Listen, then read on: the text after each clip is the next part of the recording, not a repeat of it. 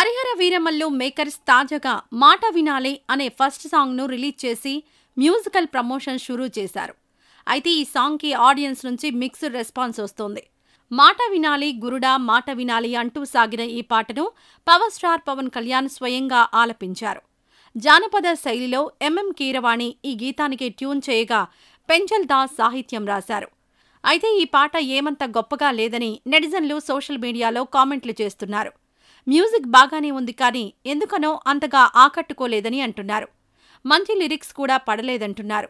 ప్రారంభంలో తెలంగాణ స్లాంగ్లో కొన్ని మాటలు చెప్పిన పవన్ కళ్యాణ్ ఆ తర్వాత ఆంధ్ర జానపదం స్టైల్లో పాట పాడినట్లుగా అనిపిస్తోంది.